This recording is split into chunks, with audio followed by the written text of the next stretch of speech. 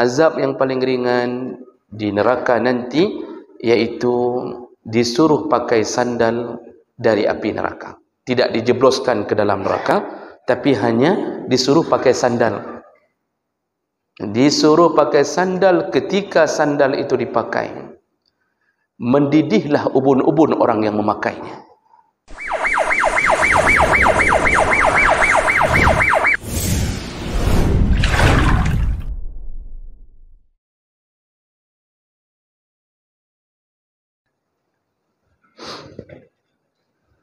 Assalamualaikum warahmatullahi wabarakatuh.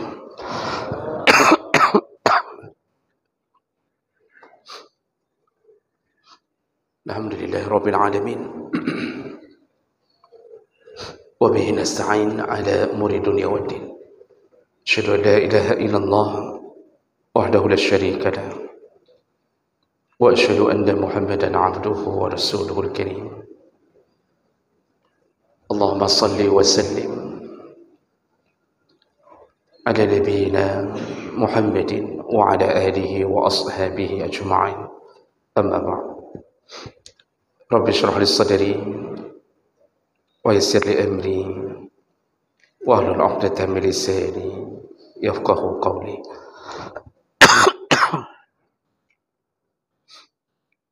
Segala puji bagi Allah, kemudian salawat dan salam kepada Rasulullah, pada keluarga dan seluruh sahabat-sahabatnya.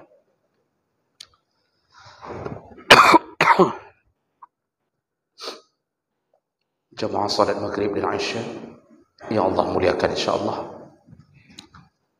Setelah selesai kita membahas dalam banyak pertemuan seputar amalan-amalan dalam rukun Islam, malam ini insyaAllah kita akan masuk dalam pembahasan seputar masalah rukun-rukun iman. Dan kita mulai dengan membahas fadilah beriman. Fadilah beriman. Pertama sekali, sekedar untuk kita tahu bahawa iman itu diambil dari bahasa amana yu'minu, dan itu secara bahasa mengandung beberapa pengertian. Di antaranya bisa bermakna pengakuan atau ikrar, juga bisa bermakna pembenaran atau at-tasdiq, juga bisa bermakna al-amanah, yaitu lawannya khianat, juga bisa bermakna aman, lalu juga bisa bermakna ketenangan jiwa, hilangnya rasa takut, percaya diri. Nah, itu semua beberapa keterangan dari sisi bahasa. Jadi intinya kalau dilihat dari sisi bahasa itu kembali kepada dua kalimat inti, yaitu al-iqrar wa tasdiq, pengakuan dan pembenaran. Dari sisi bahasa disebut iman, kembali kepada makna pembenaran atau pengakuan. Namun secara istilah yang dimaksud dalam syarak ketika kita bincangkan masalah iman, maka yang dimaksud di dalam syariat kita adalah al-imanu. Iman itu adalah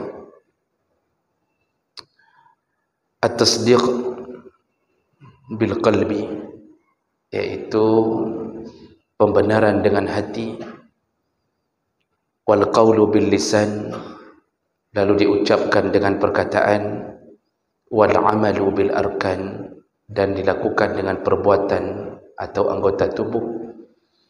Dan ditambahkan oleh sebahagian ulama, yazidu wa yanqus, iman itu kadang bertambah atau kadang naik, kadang turun.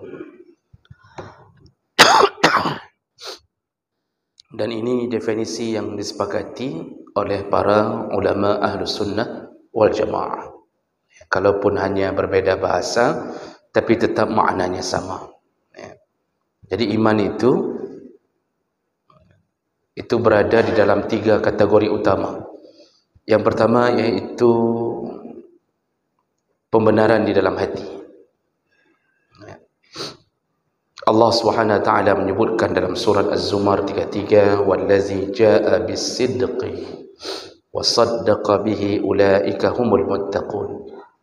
Di antara ciri orang bertakwa adalah membenarkan di hatinya apa yang telah datang kepadanya. Jadi proses membenarkan ini dimulai dari hati. Ketika Nabi Ibrahim mencari identitas Allah Subhanahu wa taala, itu melalui beberapa proses keyakinan. Dia pandang bintang, dia pandang bulan, dia pandang matahari. Itu Allah yang sebutkan tentang kisah bagaimana hati Nabi Allah Ibrahim mencoba mengenali siapa Rabbnya. Nah, kemudian Allah Subhanahu wa taala menyebutkan, wa kadzalika nuri Ibrahim malakutas samawati wal ard wa liyakuna minal muqinin. Dan demikianlah kami perlihatkan Ibrahim tanda-tanda keagungan Allah Subhanahu wa taala di langit dan di bumi, agar dia termasuk orang-orang yang yakin. Jadi jemaah maka Allah Subhanahu wa taala, inti daripada iman itu dimulai dari hati. Jasad ini digerakkan oleh hati. Pikiran juga digerakkan oleh hati. Jadi ketika hati sudah mulai membenarkan, maka mulailah keluar aplikasinya melalui lisan. Maka kategori iman kedua yaitu adanya pembuktian melalui lisan, diucapkan melalui lisan. Dan ini yang dimaksud ucapan ini adalah setelah percaya diucapkan, maka terucapkanlah kalimah-kalimah keyakinan kepada Allah. Bagi yang kafir, kalau sudah mulai percaya adanya Allah, maka terucaplah syahadat, terucaplah berbagai pengakuan kebesaran Allah. Jadi keimanan itu ketika terucap, keluarlah di mulut bahasa-bahasa mengingat-ingat Allah Subhanahu wa taala. Dan ini adalah pengakuan melalui lisan. Kalau hati yakin tapi tidak mau diakui melalui lisan, maka tidak disebut iman. Allah Subhanahu wa taala menyebutkan dalam surah Al-Baqarah 136, Allah katakan, qulu amanna billah wa ma unzila ilaina wa ma unzila ila Ibrahim wa Ismaila wa Ishaqa wa Yaquba wal asbat wa ma utiya Musa wa Isa ma utiya an-nabiyyuna min rabbihim la nufarriqu baina ahadin minhum wa nahnu lahu muslimun. Itu contoh Allah katakan, katakanlah kalau engkau benar beriman, katakanlah bahwa kami beriman kepada Allah, kami beriman kepada apa yang diturunkan kepada kami, diturunkan kepada Nabi Ibrahim, diturunkan pada Ismail, Ishak, Yaqub dan seterusnya. Nah, jadi Allah menunggu pembuktian iman melalui ikrar di lisan. Dan tidak akan terucap di mulut orang-orang yang hatinya tidak meyakini Allah. Tidak akan. Kemudian ketika hati sudah beriman, mulut sudah mengakui, maka baru sempurna iman ketika dikerjakan melalui anggota tubuh. Nah, ini yang dimaksud dengan bukti cinta melalui pengorbanan.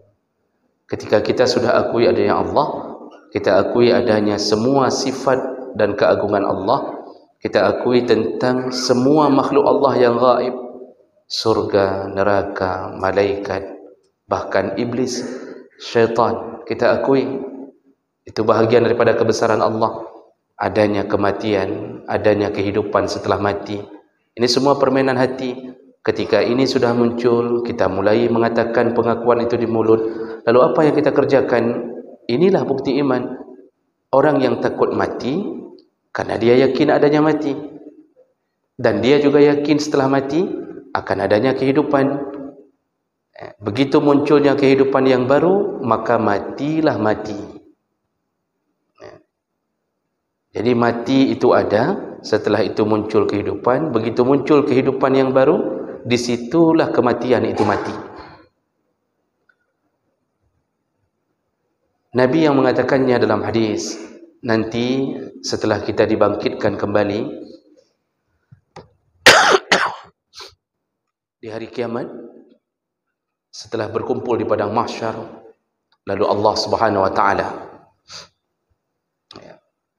berseru di hadapan seluruh hambanya. Lalu Allah mengatakan, hari ini akan mati sesuatu yang dulu engkau takut-takutkan, yang dulu engkau khawatirkan, yaitu kematian. Lalu Allah mengangkat satu atau seekor anak kambing. Jadi ada seekor kambing atau anak kambing dalam hadis, dipegang oleh Allah. Lalu Allah mengatakan, inilah kematian yang dulu engkau takuti. Disembelihlah anak kambing itu. Lalu Allah berkata, semenjak hari ini tidak ada lagi kematian. Yang tinggal di neraka rasakan azab tanpa mati. Yang tinggal di surga rasakan nikmat tanpa kematian. Berakhirlah mati.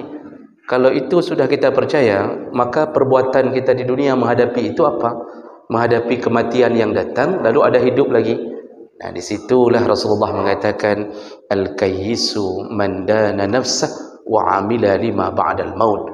Orang yang pintar itu yaitu orang-orang yang selalu menghisap-hisap dirinya dan mempersiapkan kematiannya. Maka terbukti orang-orang yang percaya mati, kakinya mulai bergerak untuk melakukan salat berjamaah. Kenapa? Persiapan untuk mati. Maka kita di sini adalah orang beriman. Orang yang mati itu, orang yang mempersiapkan mati, mulai menggerakkan tubuhnya siang malam, mulutnya bergerak, kemudian kakinya, tangannya, hartanya dia keluarkan menghadapi kematiannya. Allah sebutkan dalam surat Al-Munafiqun ayat 10 bahwa Allah katakan, segeralah wa anfiqu mimma razaqnakum min qabli an ya'tiya ahadakumul maut. Segera infakkan rezeki, infakkan nafkah yang telah kami berikan kepadamu sebelum datangnya kematian kepadamu. Nah, ini mulai bergerak. Orang beriman mulai wakaf, sedekah, cari anak yatim, mencari orang miskin. Inilah pergerakan yang muncul gara-gara iman. Maka begitu besarnya efek iman menggerakkan seluruh anggota tubuh.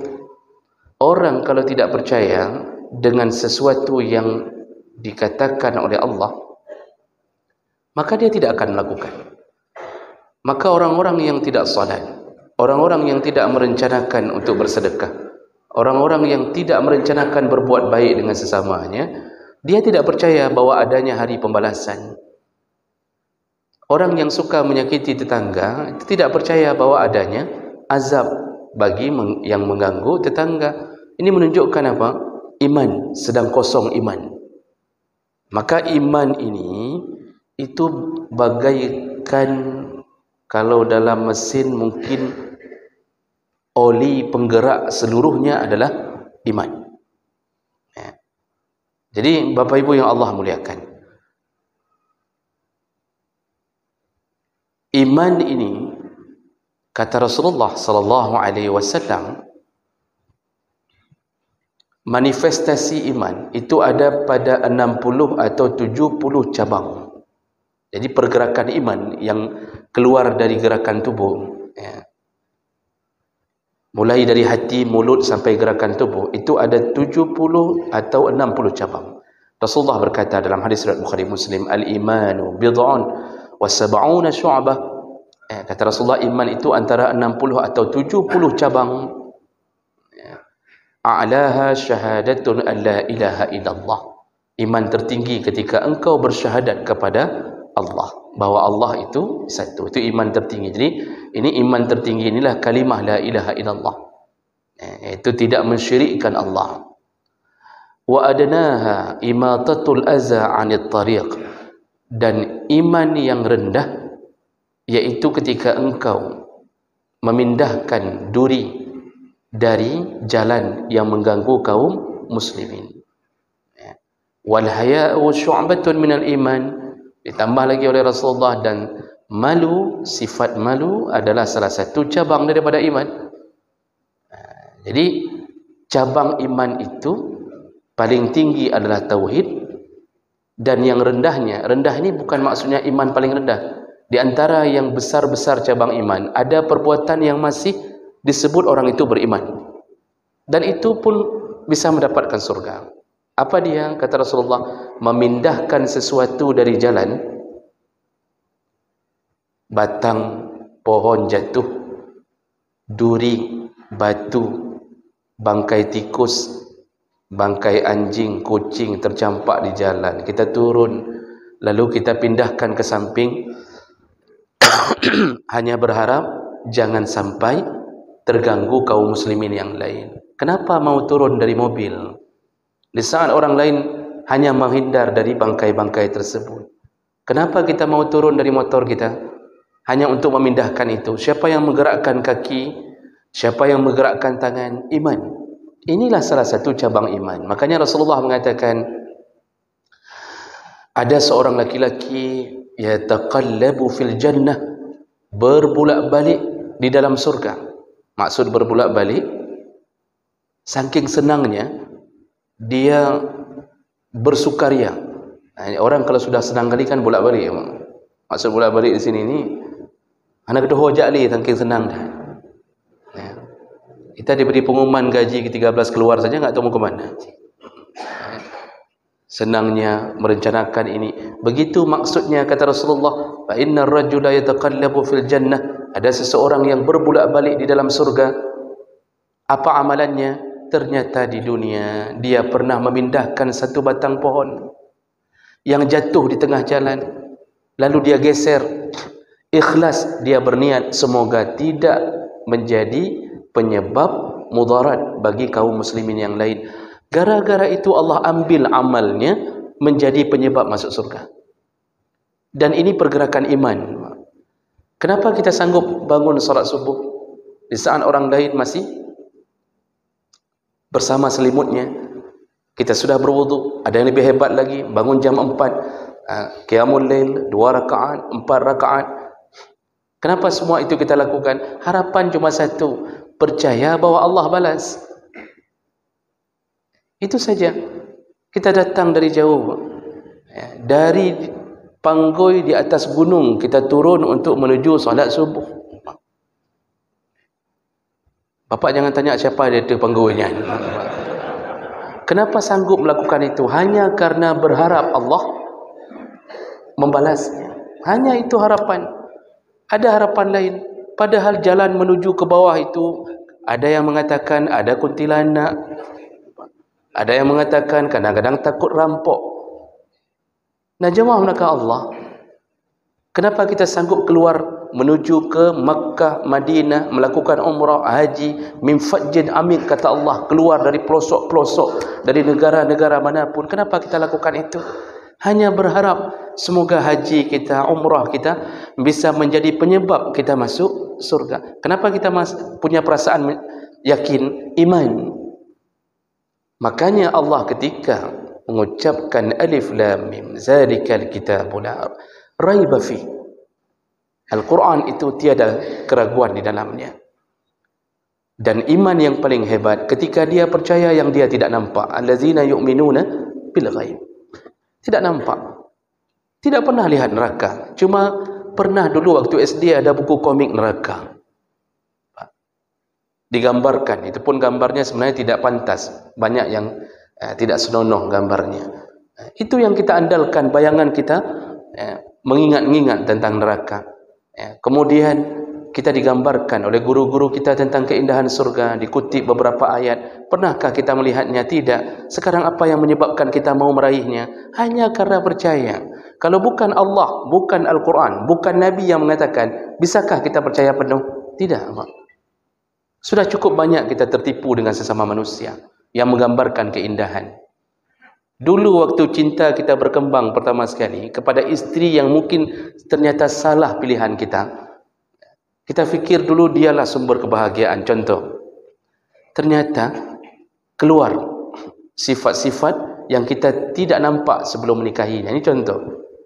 Kita tertipu dengan kebahagiaan yang digambarkan. Tapi ketika Allah menggambarkan kebahagiaan, belum pernah ada orang yang merasa tertipu. Kalau iman sudah bicara, tusukan pedang tidak terasa.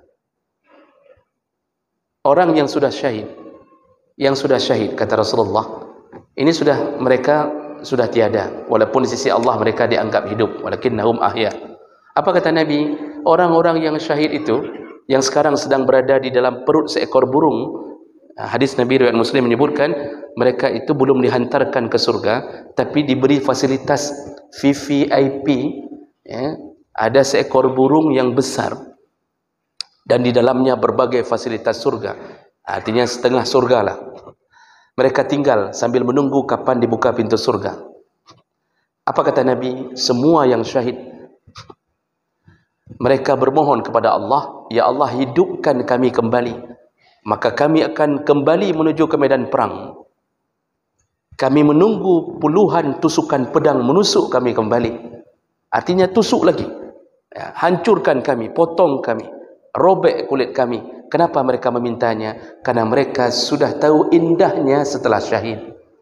Hadis Nabi sahih menyebutkan mereka berharap bisa kembali ke medan perang untuk dicincang kembali. Begitu indahnya kepercayaan. Makanya inilah iman, jemaah maka Allah. Kalau begitu, dari semua keyakinan kita tentang definisi iman ini, maka perlu kita ketahui bahwa begitu mahalnya iman ini, begitu mahalnya. Dan Allah Subhanahu wa taala memberikannya kepada yang Dia sukai dan tidak diberikan kepada yang Dia tidak sukai. Semua itu hak Allah Subhanahu wa taala. Yahdi man yasha wa yudhillu man yasha.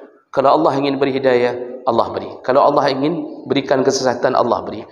Makanya iman ini menjadi sesuatu yang paling bermanfaat dalam hidup kita.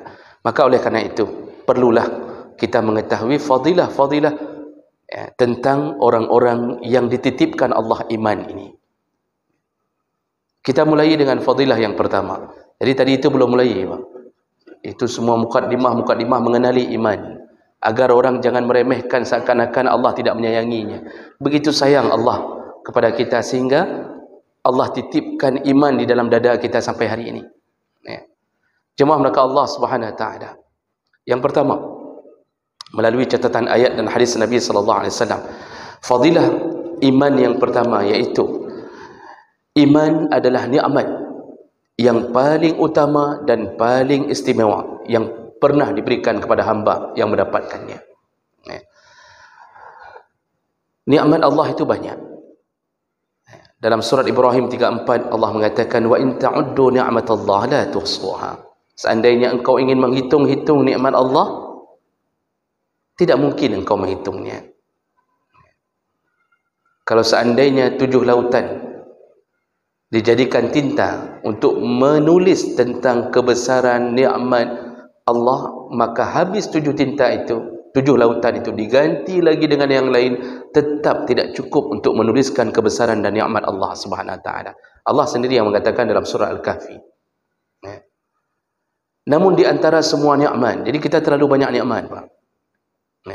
Nikmat itu karena terlalu banyak, maka kita tidak bisa lagi menggapainya satu persatu. Kita lebih mudah mengingat-ingat musibah daripada mengingat-ingat nikmat. Karena nikmat terlalu banyak. Biasanya orang kalau sudah terlalu banyak nikmat, tenggelam dalam nikmat. Dia tidak tahu lagi bahawa dia sedang hidup dalam nikmat. Rasulullah berkata, ketika engkau bangun tidur, engkau sehat, engkau punya tempat tinggal, engkau diberikan makan, engkau ada kenderaan, sungguh seluruh dunia telah diberikan untukmu. Seluruh dunia, kebaikan dunia telah diberikan untukmu, kata Rasulullah. Itu nikmat. Sehat, rezeki ada, rumah ada, kenderaan ada, istri ada, anak Masya Allah membahagiakan, nikmat. Namun orang tidak mengingatnya. Orang biasa saja, lewat. Begitu sekali musibah, diingat berkali-kali. Kita ini kalau sedang mencicipi es krim, nikmat Pak. Sekali jilat, nikmat. Dua kali, nikmat. Sedikit-sedikit, nikmat. Tapi begitu kita ditenggelamkan ke dalam kuali es krim, misalnya kita ke pabrik es krim Pak, dimasukkan ke kuali es krim, kita tidak lagi bisa merasakan nikmat itu. Terlalu banyak. Terlalu banyak. Begitulah kita hidup. Makanya Allah mengatakan, tidak mampu engkau menghitung nikmatku kepadamu. Nah, di antara semua nikmat, nikmat yang paling tidak ternilai harganya adalah iman. Paling mahal sekali. Karena dia menjadi penentu nasib kita dunia akhirat. Ketika Rasulullah SAW bermohon-mohon agar pamannya Abu Talib mendapatkan nikmat ini, Allah tidak beri. Allah tidak beri. Sampai Rasulullah menangis, dan tahun kematian Abu Talib diiringi dengan istrinya Khadijah disebut dengan Amul Huzni, tahun kesedihan. Sedihnya Rasulullah kehilangan dua orang ini. Tapi yang lebih menyedihkan, pamannya yang membelanya, memeliharanya, berbuat baik kepadanya tidak mendapatkan hadiah ini. Rasulullah datang menuju ke rumah Abu Talib ketika Abu Talib menemui tanda-tanda sakarat. Dihadang oleh Abu Jahal. Rasulullah tidak bisa tembus mendekati ranjang Abu Talib dalam sejarah. Beliau hanya berdiri di depan pintu. Karena begitu melihat Muhammad datang, Abu Jahal dan kawan-kawan segera duduk berjejer di depan pintu agar tidak bisa lolos Muhammad sallallahu alaihi wasallam. Dari pintu Rasulullah berteriak kepada pamannya, wahai pamanku, ucapkanlah la ilaha illallah Muhammad Rasulullah. Abu Talib mendengar, lalu diganggu oleh Abu Jahal dan kawan-kawan, mengatakan bahawa, apakah engkau mau meninggalkan agama nenek moyang? Bukankah engkau orang yang kami pandang sebagai orang ternama? Terus diganggu, jangan sampai terucap la ilaha illallah. Makanya ada satu kalimat dari Abu Talib yang ditulis di dalam beberapa sirah. Saya lupa bahasa Arabnya, tapi intinya beliau mengatakan, kalau bukan karena tidak enak dengan kaumku, sungguh aku akan beriman kepada Muhammad. Jadi rupanya perasaan gengsinya, karena dia adalah termasuk tuha perat di pasukan di suku Quraisy itu. Dia tidak enak kalau dia meninggalkan agama nenek moyangnya. Masya Allah, sampai akhir hayatnya dia tidak mengucapkan, dia tidak dapatkan hadiah iman ini. Apa yang terjadi? Rasulullah memohon kepada Allah, ya Allah, izinkanlah, kalau engkau tidak bisa memberi Islam di masa hidup Abu Talib atau iman, selamatkanlah dia di akhirat. Di situ Allah turunkan ayat, Muhammad innaka la tahdi man ahbabta. Engkau tidak bisa memberi hidayah kepada orang yang paling engkau cintai. Itu urusan Allah. Sama seperti permintaan Nabi Nuh kepada anaknya. Allah tidak beri. Lalu ada riwayat yang mengatakan Rasulullah bermohon lagi kepada Allah, ya Allah, seandainya memang pamanku ini tidak bisa mendapatkan itu, maka berikanlah dia azab di akhirat dengan azab yang paling ringan. Ini karena cintaan Nabi kepada Abu Talib, perjuangan Abu Talib memeliharaannya. Lalu Allah Subhanahu Wa Taala menurunkan metode azab yang paling ringan. Diberitahu, Nabi kemudian memberitahukannya kepada kita, azab yang paling ringan di neraka nanti yaitu disuruh pakai sandal dari api neraka. Tidak dijebloskan ke dalam neraka, tapi hanya disuruh pakai sandal. Disuruh pakai sandal. Ketika sandal itu dipakai, mendidihlah ubun-ubun orang yang memakainya. Sandal di bawah kaki yang mendidih otak, ubun-ubunnya. Itu azab paling ringan, kata Rasulullah. Ketika saat itu orang itu mengira, orang yang pakai sandal itu mengira, itulah azab yang paling hebat. Padahal itu azab yang paling ringan. Itu metode azab paling ringan yang akan diberikan kepada Abu Talib. Jadi jemaah maka Allah, mahal sekali iman ini. Kita baru suruh pakai sandal refleksi saja, Pak. Yang mencun-cun itu, yang apa itu, yang ada batu-batu, sandal batu. Yang punya diabetes, yang ada kolesterol, yang punya asam lambung, itu tidak tahan 1 menit pun tidak tahan. Jadi jemaah maka Allah, ketika Rasulullah berdoa, ya Allah, Islamkanlah 2 Umar. Islamkanlah di antara 2 Umar. Apakah Umar bin Hisham ataukah Umar bin Khattab? Jadi Rasulullah meminta, karena periode Mekah itu periode paling besar ujian. Dahsyat sekali. Ya, dikejar, ingin dibunuh, diembargo, hidup dalam ketakutan. 3 tahun Rasulullah berdakwah diam-diam. Turun surat Al-Hijr ayat 94, baru Rasulullah mengiklankan terang-terangan dakwahnya. Itu pun dengan 70 pengikut. Nah, ketika Rasulullah melihat keadaan semakin berbahaya, sahabat mulai dicari-cari untuk dibunuh. Terbunuhnya Sumayyah dengan suaminya Yasir, syahidah pertama dalam Islam. Rasulullah bermohon, ya Allah, Islamkanlah di antara 2 pembesar yang paling dihormati, disegani di Mekah ini. Yaitu kalau bukan Umar bin Hisham, yaitu Abu Jahal. Rasulullah meminta, Islamkanlah ya Allah kalau bukan Abu Jahal, maka Umar bin Khattab, bandit nomor 1 di Mekah. Preman nomor 1. Kalau di pasar Uqas, itu dulu ada pasar Uqas masa jahiliyah, itu kalau ada pertandingan, bertarungkah, berkudakah, berpedangkah, tidak ada pertandingan yang tidak dimenangkan oleh Umar. Nyocit bosnya bandit di masa itu. Rasulullah meminta, ternyata iman itu Allah titipkan kepada Umar bin Khattab. Abu Jahal tidak dapat. Dan sampai hari ini Abu Jahal dalam keadaan tidak pernah mendapatkan kasih sayang Allah Subhanahu Wa Taala. Ada satu video yang dilansir di YouTube, salah satu daripada pengunjung dari Indonesia ditemani oleh mahasiswa di Makkah mengunjungi makam Abu Jahal. Jadi makamnya jauh di pelosok, tidak dikenal. Abu Lahab juga sama. Abu Lahab bahkan menderita penyakit kulit terakhirnya sampai jenazahnya tidak mau disentuh oleh penduduk kampung, dibawa dalam gerobak, didorong dengan gerobak ke dalam lubang. Begitu terhinanya. Nah, dalam video bisa dicek di YouTube, Pak. Itu mendekati kuburannya Abu Jahal, tercium bau bangkai. Tercium semerbaknya bau bangkai. Jadi terhina dunia, terhina akhirat. Hanya karena apa?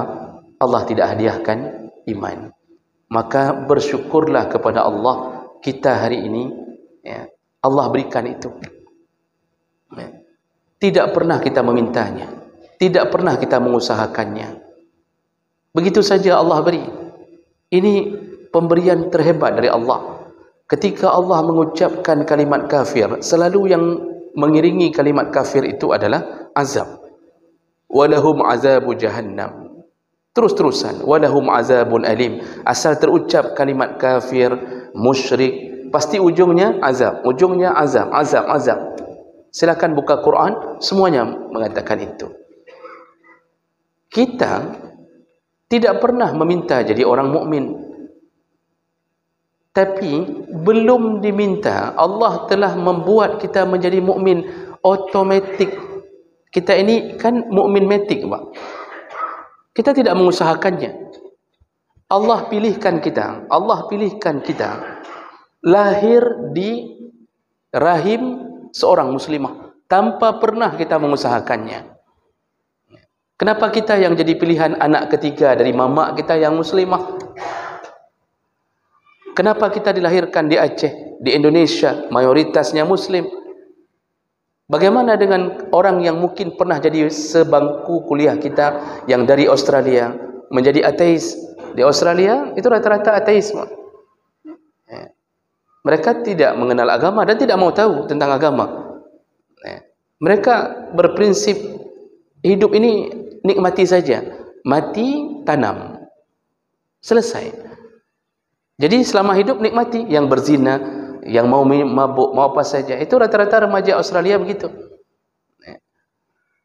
Kenapa kita yang bukan berada di posisinya?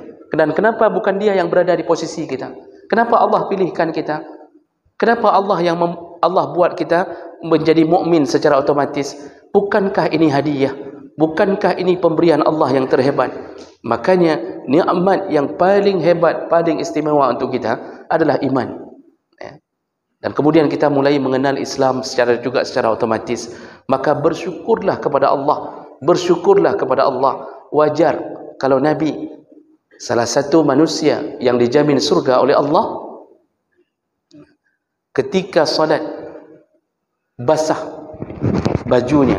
Dalam hadis Rasulullah disebutkan oleh salah seorang sahabat, kulihat Rasulullah bangun di tengah malam dan kulihat ketika beliau salat bajunya basah dengan air matanya.